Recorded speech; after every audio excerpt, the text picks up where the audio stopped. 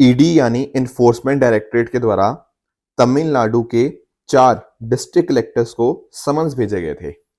अब इन district collectors ने बोला कि भाई हम तो ईडी के सामने पेश नहीं हो पाएंगे क्योंकि इलेक्शंस आने वाले हैं, बहुत सारा पोल के रिगार्डिंग काम करना है, साथ ही साथ बहुत सारे वेलफेयर प्रोग्राम स्टेट में चल रहे हैं, उनको कहीं ना कहीं इम्प्लीमेंट करने की जिम्मेदारी इन्हीं डिस्ट्रिक्ट कलेक्टर्स की होती है। तो इस वजह से उन्होंने कहा कि हम ईडी के सामने नहीं पेश हो पाएंगे। पर सुप्रीम कोर्ट ने बोला कि नहीं, ईडी किसी को भी समन कर सकता है किसी भी इंफॉर्मेशन के लिए। जब भी किसी पर्सन को समन किया जाता है, he is bound to attend in person या फिर अपने एजेंट्स के द्वारा as per prevention of money laundering act. And साथ ही साथ इन चारों डिस्ट्रिक्ट कलेक्टर्स को यह भी बोला गया है कि कहीं ना कहीं ये दिखाता है कि आपके संविधान के लिए, आपकी कोर्ट के लिए कोई रिस्पेक्ट नहीं है अगर आप इस तरह समन को नहीं मानते हैं। ऑन द अदर हैंड अगर मैं बात करूं, जो दिल्ली के जो एक बहुत ही फेमस लीडर हैं संजय सिंह जी, इनको यहाँ पर बेल दी गई है सुप्रीम कोर्ट के द्वारा। और सुप्रीम कोर्ट ने साथ ही साथ ये भी कहा गया है कि कुछ भी रिकवर नहीं हुआ है, nothing has been recovered and there is no trace. यहाँ पर आप चीजें पढ़ पाओगे। दोस्तों डेट है आज की 3 अप्रैल 2024 एंड आप सभी का स्वागत है आज के प्रीलिम बूस्टर न्यूज डिस्कशन के अंदर। पहला हमारा टॉपिक है आरबीआई के 90 साल कंप्लीट हो चुके हैं। देखो एक प्रोग्राम है इसके लिए, आरबीआई एड 90। तो प्रधानमंत्री जी के द्वारा इसकी ओपनिंग सेरेमनी को यहाँ पे एड्रेस किया गया। देखो आरबीआई के बारे में आप सबने पढ़ा हुआ है अपनी इकोनॉमी की क्लासेस के अंदर कि आरबीआई एक्ट 1934 लाया गया on the recommendation of Hilton young commission and उस हिसाब से आरबीआई को स्टैब्लिश किया गया 1 अप्रैल 1935 को। जो स्टार्टिंग हुई थी तब उसके यहाँ पे ऑफिस होता था कोलकाता के अंदर, बट 1937 के अंदर इसको परमानेंटली मूव कर दिया गया टू मुंबई। स्टार्टिंग में ये प्राइवेटली ओन्ड था बट 1949 के अंदर नेशनलाइजेशन कर दिया गया एंड उसके बाद से हमारी जो सरकार है, हमारी गवर्नमेंट ऑफ इंडिया, वही इसकी फुली ओनर आपको देखने को मिल जाएगी। पहले गवर्नर आरबीआई के थे Australian sir Osborne Arkell Smith. On the other hand अगर हम बात करें पहले भारतीय जो आरबीआई के गवर्नर बने वो थे सर सीडी देशमुख। अब इसका जो भी गवर्नेंस का काम होता है, आप जानते हो किसी बैंक का काम बोर्ड ऑफ डायरेक्टर्स जो होते हैं वहां के, वही यहाँ पे देखते हैं। तो यहाँ पर भी सेम चीज आपको देखने को मिल जाएगी। इनका टेन्योर 4 साल का देखने को मिलता है। तो हमारी जो सरकार है वो बोर्ड को यहाँ पे अपॉइंट करती है। यहाँ पर कुछ आपके ऑफिशियल डायरेक्टर्स होते हैं जिसमें आप नोटिस करोगे हमारे गवर्नर साहब हो गए एंड एटमोस्ट 4 डिप्टी गवर्नर इसके अंदर हो सकते हैं। साथ ही साथ नॉन ऑफिशियल डायरेक्टर्स भी गवर्नमेंट के द्वारा नॉमिनेट किए जाते हैं। There can be 10 directors as such. उसके साथ ही अगर मैं बात करूं तो 4 अदर डायरेक्टर हो सकते हैं फॉर ईच लोकल बोर्ड। तो इस तरह से देखिए कि आरबीआई के बहुत इंपॉर्टेंट फंक्शंस हमें देखने को मिलते हैं। फॉर एग्जांपल मॉनेटरी पॉलिसी को जो बनाना, जो सारी चीजें हम डिस्कस करते हैं, राइट, वो सब यही आरबीआई के ही काम बन जाते हैं। इसका काम क्या है? इसका काम है इन्फ्लेशन को कंट्रोल में रखना और साथ साथ ग्रोथ को भी प्रमोट करना। इसके अलावा RBI acts as a banker to other banks, क्योंकि बहुत सारी चीजें लेंडिंग वगैरह हो गया, वो सारी चीजें इसके द्वारा करी जाती हैं। At the same time it acts as a lender of the last resort. जब किसी पर्टिकुलर बैंक के ऊपर कहीं ना कहीं कुछ दिक्कत आती है तो उस केस के अंदर, ऐसी सिचुएशन के अंदर जब कहीं और से उसको पैसा नहीं मिल रहा, then it can approach Reserve Bank of India. साथ ही साथ डिपॉजिटर्स को इंटरेस्ट को मेंटेन करना, ये सारे काम भी बन जाते हैं। सेंट्रल एंड स्टेट गवर्नमेंट का भी it acts as a banker to the government, क्योंकि जो भी कुछ पैसा रेज वगैरह करना होता है वो सारे मैनेज कौन करता है? आपका रिजर्व बैंक ऑफ इंडिया ही करता है। इसके अलावा फॉरेन एक्सचेंज मैनेजमेंट करना, ये भी आरबीआई का ही काम रहता है।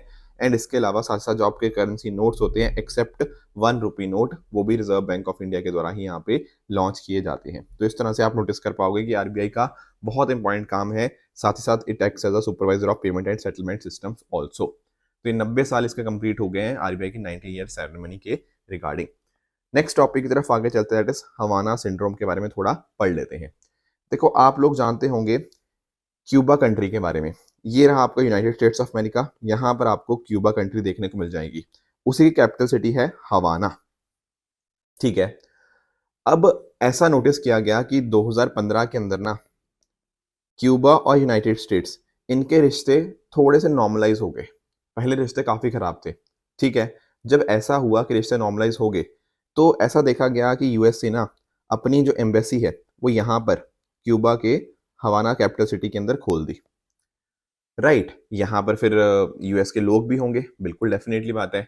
पर ऐसा देखा गया कि जो भी लोग यूएस के इस एम्बेसी के अंदर काम करते थे ना, उनको बड़ी दिक्कतें आती थी। सर कैसी दिक्कतें? जैसे ये देखो, ये यहाँ पे पर्सन बैठे हुए हैं, बिल्कुल। कई बार ना इनको बहुत ऊँची-ऊँची आवाज़ सुनाई देने लग जाती थी। समझ नहीं आता था आवाज़ आ कहाँ से रही है या फिर क्या चीज़ है, बट बहुत लाउड साउंड। कई बार सुनाई ही देना बिल्कुल बंद कर जाता था। कई बार बहुत ज़्यादा प्रेशर देखने को मिलता, कई बार थकावट देखने को मिलती, रात को नींद ना आना, मेमोरी लॉस होना, और इस तरह से एक पर्सन के ऊपर नहीं, ये मल्टीपल लोगों के ऊपर देखा गया। तो ये हुआ क्या? ये बहुत समझना कहीं न कहीं बहुत मुश्किल था। इसका नाम इसलिए दिया गया हवाना सिंड्रोम, ठीक है ना? क्यूबा की कैपिटल जो हवाना है वहाँ के नाम के ऊपर। ये अलग-अलग सिम्पटम्स आप यहाँ पे नोटिस कर पाओगे, किस तरह के सिम्पटम्स यहाँ पे देखने को मिल जाते हैं, चाहे वो लाउड साउंड की बात कर लो, नौसिया हो गया, मेमोरी लॉस हो गया, ठीक है, डिप्रेशन हो गया, इस तरह के सारे मुद्दे देखने को मिले। तो थोड़ा-सा इसके रिगार्डिंग और रिसर्च करी कि भाई ये है क्या मुद्दा? तो ऐसा नोटिस किया गया कि शायद यहाँ पर ना, अगर हम बात करें तो यहाँ पे रोल किस चीज़ का आता है, यहाँ पे आता है हाई पावर्ड माइक्रोवेव्स का। एक्चुअल में क्या है, टारगेटेड तरीके से जो भी यहाँ पे इनके ऑफिशियल्स हैं, उनकी तरफ टारगेटेड तरीके से कुछ ना कुछ हाई पावर्ड माइक्रोवेव बीम्स जो होती हैं, वो भेजी जाएँगी किसी स्पेशल गैजेट के द्वारा, जिसको माइक्रोवेव वेपन बोलते हैं। अब जब एक पर्सन होगा, जो इसको कॉन्स्टेंटली एक्सपोज़ होगा इन हाई पावर्ड माइक्रोवेव्स के लिए, तो उस वजह से उसके बॉडी का जो बैलेंस होगा, वो कहीं न कहीं बिगड़ जाएगा। उसकी मेमोरी इम्पैक्ट होगी, उसके ब्रेन को डैमेज हो सकता है, क्योंकि कॉन्स्टेंटली इस तरह की माइक्रोवेव्स जो हाई पावर्ड माइक्रोवेव्स होती हैं, वो उसको कॉन्स्टेंटली उसकी तरफ आती जा रही हैं। वैसे तो देखो माइक्रोवेव्स बहुत सारी चीज़ों में होती है, जैसे आपके मोबाइल फ़ोन के अंदर भी, पर वो काफ़ी लो लेवल की माइक्रोवेव्स होती हैं, उससे आप टारगेटेड नहीं होते। पर जब इस तरह से इंटेंशनली एक वेपन की तरह माइक्रोवेव को यूज़ किया जाता है, हाई पावर्ड माइक्रोवेव्स को, तो उस केस में ऐसी कंडीशन एक इंसान के ब्रेन को भी डैमेज कर सकती हैं। ठीक है ना? कई बार ऐसा भी कहा गया कि कोई सोनिक अटैक हो रहा है, ठीक है ना? तो there have been different different theories, but normally यही माना जाता है कि हाई पावर्ड जो माइक्रोवेव्स हैं, सोनिक अटैक्स हैं, ये इस तरह की चीज़ें यहाँ पे हो रही हैं। राइट, इससे पहले भी अगर आप नोटिस करो तो ऐसा भी था कि बहुत सारे इन्वेस्टिगेशन क्लेम्स ये भी करते हैं कि रशियन मिलिट्री इंटेलिजेंस यूनिट है एक 29155, वो कहीं न कहीं यूएस ऑफिशियल के ब्रेन्स को यहाँ पे टारगेट करा है यूजिंग डायरेक्ट एनर्जी वेपन्स, ठीक है ना? तो डायरेक्टली टारगेटेड इनके द्वारा करी जा रही है। इवन इंडिया के अंदर यूएस इंटेलिजेंस ऑफिसर जो थे, ठीक है, 2021 के अंदर एक ऐसा केस वहाँ पर भी देखा गया था। हवाना के अंदर तो बहुत सारे केसेज़ हैं, बट यहाँ पर इंडिया में भी एक केस यहाँ पे देखा गया है। तो ये हवाना सिंड्रोम है क्या? आई होप आप समझ गए होंगे। आगे चलते हैं नेक्स्ट टॉपिक की तरफ। Germany legalize cannabis for recreational use. देखो कैनबिस के बारे में आप जानते होंगे, भांग को बोला जाता है, राइट? अब एक्चुअल में देखो इलीगली तो इसका जो कंजम्पशन है काफी खराब चीज हो सकती है, पर इसके बहुत सारे मेडिसिनल एंड इंडस्ट्रियल यूजेस भी होते हैं। इसी वजह से ना, अगर मैं बात करूं माल्टा एंड लग्जमबर्ग की, ये तो पहले ही इसका रिक्रिएशनल यूज यहाँ पे कर रखा है इन्होंने अलाउ। पर जर्मनी की बात करें ना, it has become the largest EU member जिन्होंने रिक्रिएशनल यूज कैनबिस का अलाउ कर दिया है। ध्यान रखना यहाँ पे बात हो रही है रिक्रिएशनल, जो कि थोड़ा पर्सनल प्लेजर के लिए जो एक्टिविटीज होती हैं। But on the other hand जो इनका मेडिसिनल यूज होता है, इंडस्ट्रियल यूज होता है, कल्चरल यूज होता है, वो भी अपने आप में हमें जानना बहुत ज्यादा हमारे एग्जाम के लिए इंपॉर्टेंट है। बात अगर करते हैं कैनबिस की, तो ये एक हर्बेशियस प्लांट होता है। हर्बेशियस का अर्थ क्या?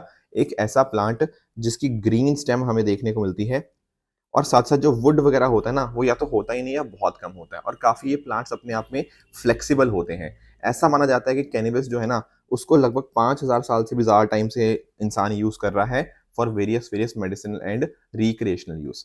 ठीक है? बहुत ही illicit drug, one of the most widely used illicit drug भी है, जैसा कि आप जानते भी होंगे। एंड साथ ही साथ इसके काफ़ी सारे साइकोट्रॉपिक इफेक्ट्स भी होते हैं। देखो कोई भी ऐसी मेडिसिन या कोई भी ऐसी जो ड्रग होती है, जो आपकी ब्रेन की फंक्शनिंग को इम्पैक्ट करती है, आपके मूड के अंदर चेंज लाती है, आपके फीलिंग्स, आपके बिहेवियर के अंदर चेंज लाती है, उन सबको साइकोट्रॉपिक सब्सटेंसेस बोला जाता है। इसके अंदर आपका अल्कोहल, आपका कैफीन, आपका निकोटीन एंड उसी तरह से आपका जो कैनबिस है, वो भी यहाँ पे इसके अंदर इंक्लूड होता है। तो जैसा मैं आपको बता रहा था, इसके बहुत सारे मेडिसिनल बेनिफिट्स भी हैं, तो उनको हम देख लेते हैं। जैसे फॉर एग्जांपल क्रोनिक पेन को रिड्यूस करने के अंदर काफ़ी मददगार होती है, जैसे स्पेशली कैंसर हो गया, न्यूरोपैथिक पेन हो गया, वहाँ पर अगर किसी पर्सन को डिस्कम्फर्ट हो रहा है या बहुत ज़्यादा दर्द हो रही है, तो उस दर्द को भी यहाँ पे कम किया जा सकता है using the effective medicine of cannabis. उसके अलावा बात करूँ, वॉमिटिंग हो गया, नौसिया हो गया, तो इनको भी कम किया जा सकता है। अगर मान लो कीमोथेरेपी की वजह से किसी पर्सन को ये चीज़ें हो रही हैं, तो वो दिक्कतें भी रिज़ॉल्व हो सकती हैं। साथ ही साथ ना, इवन मैं बात करूँ अगर एचआईवी एड्स की भी, तो वहाँ पर भी ऐसा देखा गया है कि लोगों के अंदर कई बार भूख नहीं लगती। तो उस भूख को वापस से स्टार्ट करने के लिए कैनबिस का यूज़ किया जाता है। बाकी कुछ लोगों को एपिलेप्सी होती है, स्पेशली जिसको मिर्गी का दौरा बोलते हैं ना, कई लोगों को जहाँ मिर्गी का दौरा पड़ता है, तो उस केस में उस फ्रीक्वेंसी को, उस इंटेंसिटी को कम करने के लिए भी मेडिकल कैनबिस का यूज़ किया जाता है, ठीक है ना? एंड साथ ही साथ जो अल्जाइमर डिजीज़ होती है, जिस केस में आप नोटिस करते हो कि एक पर्सन जो होता है, वो धीरे-धीरे काफ़ी एक्टिविटीज़ परफ़ॉर्म नहीं कर पाता, उसके ब्रेन के ऊपर नेगेटिव इम्पैक्ट आता है, तो उसको उसकी स्पीड जो आगे बढ़ते जा रही है, एक पर्सन अपनी मेमोरी लॉस हो रही है या फिर और भी दिक्कतें आ रही हैं, उसको स्लो डाउन करने के अंदर भी मेडिकल कैनबिस का यूज़ किया जा सकता है। नेक्स्ट चलते हैं अगले टॉपिक की तरफ, that is 125 years of Kodaikanal solar observatory. पहले तो आप इसकी ना लोकेशन समझिए। देखो, कोडाईकनाल अपने आप एक बहुत ही फेमस टूरिस्ट डेस्टिनेशन है, जो कि आपको तमिलनाडु के अंदर देखने को मिल जाएगा। दरअसल में ना ये वेस्टर्न घाट्स का ही आपका हिस्सा है कोडाईकनाल, ठीक है? तो ये पॉइंट भी आपको यहाँ पे पता होना चाहिए। तो दरअसल में हुआ क्या है, इसके 125 साल कंप्लीट हो गए हैं। एक्चुअल में अगर मैं बात करूँ ना, तो दरअसल में ब्रिटिशर्स ने एक मद्रास ऑब्जर्वेटरी बनाई थी 1792 के अंदर। तो मद्रास ऑब्जर्वेटरी तो अपने आप में बहुत पुरानी है, ठीक है? यहाँ पर आप नोटिस करोगे स्टार्टिंग ऑब्जर्वेटरी के अंदर कुछ एक्रोमेटिक टेलीस्कोप्स हो गया, एस्ट्रोनॉमिकल क्लॉक्स हो गया, ये सब लगाए गए थे। पर बाद में ना आप नोटिस करोगे कि 1 अप्रैल 1899 को जो मद्रास ऑब्जर्वेटरी थी, उसको यहाँ पे मर्ज कर दिया गया कोडाईकनाल सोलर ऑब्जर्वेटरी के साथ। तो इस तरह से आज के समय जो कोडाईकनाल सोलर ऑब्जर्वेटरी आज के फॉर्म में देखने को मिलती है ना, इसको 125 साल कंप्लीट हो चुके हैं। जो मद्रास ऑब्जर्वेटरी थी, वहाँ पर भी उसने बहुत सारे अलग-अलग, जैसे फॉर एग्जांपल फर्स्ट जो कैप्चर हुआ सोलर एक्लिप्स का, वो 1868 के अंदर यहाँ से देखने को मिलता है। तो इस तरह से और भी चीज़ें हैं, इंक्लूडिंग द सोलर प्रोमिनेंसेस को। सोलर प्रोमिनेंस क्या होती है? एक फिलामेंट होता है बेसिकली, तो उसको डिस्कवर करना, ठीक है ना, गैसियस नेचर उसका, ये भी यहाँ पे हमें देखने को मिला। तो एक्चुअल में ना 1876 और 1878 के बीच में यहाँ पे आपको फेमीन्स देखने को मिलते हैं। उस समय के ऊपर जो ब्रिटिश राज का फेमीन कमीशन था, उसने रिकमेंड किया कि हमें कहीं न कहीं सोलर एक्टिविटी को स्टडी करना पड़ेगा। क्योंकि आप नोटिस करो ना कि सोलर की मूवमेंट या बाकी और चीज़ें अगर हम नोटिस करते हैं, तो उसका कहीं न कहीं हमारे क्लाइमेट के ऊपर, हमारे मीटरोलॉजी के ऊपर क्या इम्पैक्ट आता है, वो स्टडी करने की यहाँ पे बात करी गई। जिस वजह से इस ऑब्जर्वेटरी को इस तरह से डिज़ाइन किया गया एंड अकॉर्डिंगली मर्जिंग करी गई Madras observatory and Kodaikanal solar observatory की। इसको फाउंड किया गया था, स्कॉटलैंड के पर्सन थे, चार्ल्स मिकी स्मिथ, इनके द्वारा। ये आपको कोडाईकनाल के अंदर देखने को मिल जाएगा, जैसे मैंने आपको बताया। रीज़न इसका ये है कि अलग-अलग हिल स्टेशंस को हम यहाँ पे सर्वे कर रहे थे, उसमें ये बहुत इंपॉर्टेंट एक हिल स्टेशन निकल के आया, जहाँ से ऑब्जर्वेटरी अच्छे से वर्क कर सकती है। तो इसके बहुत सारे कुछ इंपॉर्टेंट काम रहे हैं कोडाईकनाल सोलर ऑब्जर्वेटरी के। ये इसने पहली बार कन्फर्म किया एवरशेड इफेक्ट को। एवरशेड इफेक्ट क्या होता है? एवरशेड इफेक्ट ना दरअसल में बात करता है कि हमारी जो गैस होती है, वो फ्लो करती है आपके फोटोस्फेरिक सरफेस से। तो ये जो बात थी, ये इसके द्वारा ही कंफर्म करी गई। इसके साथ ही साथ अगर मैं बात करूँ, तो आप नोटिस करोगे जब इतना लंबा टाइम हो गया, 125 साल हो गए हैं, इतने लंबे टाइम से ये सन को उसकी इमेजिंग कर रहा है। इससे हमारे पास ना एक अच्छी खासी डेटा की रिपॉजिटरी हो गई है कि समय-समय के साथ सन के ऊपर क्या-क्या चेंजेस आए हैं, क्या-क्या बिहेवियरल चेंजेस हम समझ पाएँगे, उसका इफ़ेक्ट क्या है हमारे फ्यूचर के ऊपर, हमारी धरती के ऊपर, हमारे स्पेस वेदर के ऊपर, ये सारी चीज़ें हमें देखने को मिल जाती हैं। एंड अगर हम बात करें ना, तो आप नोटिस करोगे कि पेरिस के अंदर म्यूडॉन ऑब्जर्वेटरी है एंड यूएसए के अंदर माउंट विल्सन ऑब्जर्वेटरी है। इतना लंबा टाइम, इतना जो टाइम पीरियड है, वो कहीं न कहीं इन्हीं 2 और इंस्टीट्यूशंस के अंदर हमें देखने को मिलता है। इसके साथ ही अगर मैं बात करूँ, देखो पलानी हिल्स के अंदर है, ये लोकेशन आपको पता होनी चाहिए। जैसे मैं आपको कह रहा था, ये हमारा वेस्टर्न घाट्स हो गया, यहाँ पर आपको पलानी हिल्स आपको तमिलनाडु के अंदर देखने को मिल जाती हैं। तो इस तरह से बहुत इंपॉर्टेंट रोल रहा है इनका स्टडी करने के अंदर इक्वेटोरियल इलेक्ट्रोजेट को भी, जो कि एक इलेक्ट्रिक करंट है जो कि अर्थ के आयनोस्फीयर में ट्रैवल करता है। बाकी डेफिनेटली बहुत सारे वर्कशॉप, बहुत सारे एजुकेशनल इनिशिएटिव्स भी इसने हेल्प करी है। नेक्स्ट बढ़ते हैं अगले टॉपिक की तरफ, that is ozone on Jupiter's moon Callisto. तो पहली बात तो आप ये समझिए कि अगर हम बात करें हमारे प्लैनेट्स की, तो प्लैनेट्स में ना जो सबसे ज़्यादा मून है, वो आपके सैटर्न के अंदर देखने को मिल जाएंगे। आज के समय लगभग 145 या 146 के करीब, ठीक है ना, नॉर्मली 145 है, पर कुछ आर्टिकल्स में मैंने देखा 146 भी लिखा हुआ है। तो सैटर्न के सबसे ज़्यादा मून है। दूसरे नंबर पे जो सबसे ज़्यादा मून आते हैं, वो आपके जुपिटर के हैं, दैट इज अप्रॉक्सीमेटली 95। देखो, अगर आपने कोई और डेटा आपने उठाया है ना, वो सारा पुराना डेटा है, ठीक है? ये नए मून डिस्कवर हुए थे थोड़े टाइम पहले सैटर्न के, आपके एनसीईआरटी बुक्स में भी अपडेटेड नहीं है। तो किसने एनसीईआरटी बुक्स पढ़ी हुई हैं और वो कहेगा कि सर नहीं, आप गलत बता रहे हो, नहीं, ये न्यूज़पेपर में आया हुआ है, नए मून्स डिस्कवर हुए थे सैटर्न के। तो उस हिसाब से सैटर्न के आज के समय हाईएस्ट नंबर ऑफ मून्स है, सेकंड नंबर पे जुपिटर है। अब 79 नहीं रहे जुपिटर के, अब 95 मून्स देखने को मिल जाते हैं। उन्हीं मून्स में से ना एक बहुत इंपॉर्टेंट मून है कैलिस्टो के नाम से। ये जो कैलिस्टो मून है, यहाँ पर हमें क्या देखने को मिली है सर, ओजोन O3, हाँ जी ये मिली है। और अपने आप में ये डिस्कवरी बहुत ज़्यादा इंपॉर्टेंट हो जाती है। देखो ओजोन मिली है, क्या दिखा रहा है, ओजोन मिली है कहीं ना कहीं ये दिखा रहा है कहीं ना कहीं वहाँ पे हो सकता है ऑक्सीजन की प्रेजेंस हो। इस वजह से ये चीज़ डिस्कवरी बहुत ज़्यादा इंपॉर्टेंट हो जाती है। जैसा मैंने आपको कहा था, सैटर्न के बाद जुपिटर के second highest number of moons आपको देखने को मिल जाएंगे। ये आपको सोलर सिस्टम के अंदर गैनीमेड और टाइटन के बाद थर्ड लार्जेस्ट जो मून है वो कैलिस्टो ही है। यहाँ पर आपको इस पर्टिकुलर मून की मून वाटर आइस हो गया, रॉकी मटेरियल्स हो गया, सल्फर डाइऑक्साइड, ऑर्गेनिक कंपाउंड्स, इससे कहीं ना कहीं ये जो पर्टिकुलर मून है ये बना है। हेविली क्लेटेड है, यहाँ पे बहुत बार एस्ट्रॉइड्स कॉमेट्स बहुत बार इस पर्टिकुलर मून को यहाँ पे स्ट्रक किए हैं। एक इंपॉर्टेंट चीज और आपको यहाँ पे पता होनी चाहिए कि यहाँ पर कुछ खास सीस्मिक एक्टिविटी कभी हुई नहीं। कोई भी आपका जियोलॉजिकली एक्टिव जो चीजें होती हैं वो यहाँ पे कभी हुई नहीं। इस वजह से बहुत ही कम आपको जियोलॉजिकल फीचर्स आपको यहाँ पे देखने को मिलते हैं। एंड इसी वजह से इसका जो आपका पूरा सरफेस है वो काफी आपको स्टेबल देखने को मिल जाएगा। अब देखो आप लोग सोचो सर ओजोन मिल रही है तो इतनी क्या ही बात है। देखो ओजोन मिलने की बात यही है कि इसका मतलब ये है कि ऑक्सीजन जो कि फंडामेंटल एलिमेंट है कॉम्प्लेक्स मॉलिक्यूल्स के फॉर्मेशन के लिए, वो भी कहीं ना कहीं यहाँ होगा होगा। ठीक है, मतलब या फिर है। Getting the point. तो अगर हम बात करें ओजोन की, तो जैसे मैंने आपको बताया कि O3 जो होता है वही इसका होता है। ओजोन को हम यहाँ पे बात करते हैं। इंपॉर्टेंस की रहती है कि मेजरली आपको ये lower part of earth stratosphere के अंदर देखने को मिल जाएगा। देखो ये जो स्ट्रेटोस्फेयर वाला ओजोन है ये तो एक अच्छी बात होती है, पर कई बार हमें जो हमारा ट्रोपोस्फेयर है ना वहां पर भी ओजोन देखने को मिल जाती है। पर ये काफी खराब वाली ओजोन होती है अगर ट्रोपोस्फेयर की बात करें, क्योंकि हमारे जो कहीं ना कहीं ग्रीन हाउस गैस एमिशन है उससे कहीं ना कहीं फॉर्म होती है। तो स्ट्रेटोस्फेयर वाली ozone is a good ozone, troposphere वाली इज अ बैड ओजोन। इस तरह से अगर आप नोटिस करोगे जो ओजोन लेयर होती है ना ये कहीं ना कहीं हमें प्रोटेक्ट करती है अल्ट्रा वायलेट जो आपकी रेडिएशंस होती हैं उनसे यहाँ पे हमें प्रोटेक्ट किया जाता है। हमारे जो भी लाइफ फॉर्म्स होते हैं हार्मफुल सेलुलर रेडिएशन से यहाँ पे प्रोटेक्ट रह पाते हैं। एंड साथ ही साथ ये अल्ट्रा वायलेट सी रेडिएशन को यहाँ पे ऑब्जॉर्ब भी करती है। इसके साथ ही बात करें, जैसे मैंने आपको बता ही दिया रेडिएशंस के बारे में, हार्मफुल कंपोनेंट्स आप यहाँ पे नोटिस कर पाओगे। इनकी जो वेवलेंथ होती है 290 320 and 100 to 280 nanometres ultraviolet B and ultraviolet C की। ये डैमेज कर सकती हैं हमारे डीएनए को, म्यूटेशन ट्रिगर कर सकती हैं, कहीं ना कहीं स्किन कैंसर और बाकी चीज़ें भी कॉज कर सकती हैं। तो उनसे हमें यहाँ पे ये चीज़ प्रोटेक्ट करती है। राइट। तो डिस्कवरी ऑफ ओजोन की वजह से कहीं ना कहीं प्रेजेंस ऑफ ऑक्सीजन हम यहाँ पे डिटेक्ट कर पा रहे हैं। एंड बाकी और चीज़ें भी कहीं ना कहीं कैसे कैसे प्रोसेसेस हमें यहाँ पे हुए हैं ओवर द टाइम, फॉर्मेशन कैसे हुआ है, वो सारी चीज़ें हमें इससे यहाँ पे पता लग सकती हैं। एक आखिरी छोटा सा टॉपिक है इकोनॉमी के पर्सपेक्टिव से कि मार्च का महीने का मैन्युफैक्चरिंग पीएमआई हमारे सामने देखने को मिला है, जो कि ये बताता है कि 16 साल का हमें एक पीक देखने को मिला है। एक्चुअल में ना हमें पीएमआई के बारे में मतलब पता होना चाहिए। PMI stands for purchasing managers index. इसमें पता क्या होता है, इसमें ना अलग अलग तरह के क्वेश्चन होते हैं। जैसे मान लो एक मैनेजर से पूछा गया कि भाई अपना एम्प्लॉयमेंट इन्वायरमेंट कैसा है, नए ऑर्डर आ रहे हैं या नहीं आ रहे, इन्वेंट्री लेवल कैसा है, प्रोडक्शन कैसी है, सप्लाई डिलीवरी कैसी है, ये सारी चीज़ें।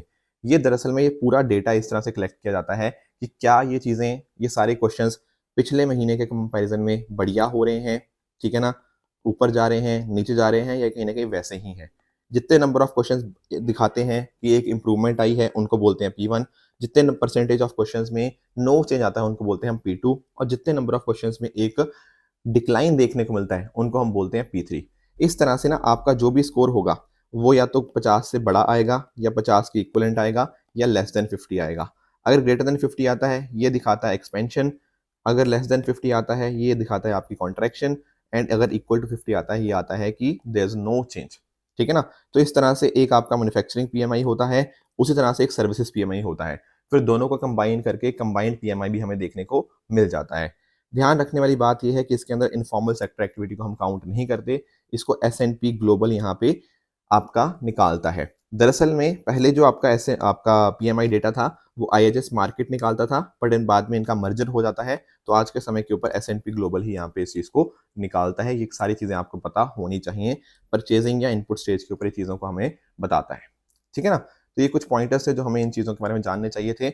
ये थी आज की डिस्कशन। इसी डिस्कशन के बेसिस के ऊपर कुछ मैं आपको होमवर्क दे रहा हूँ, जिनका मुझे आप नीचे कमेंट में आंसर बताओगे कि आपके हिसाब से इनमें से कौन सा ठीक है, कौन सा गलत है।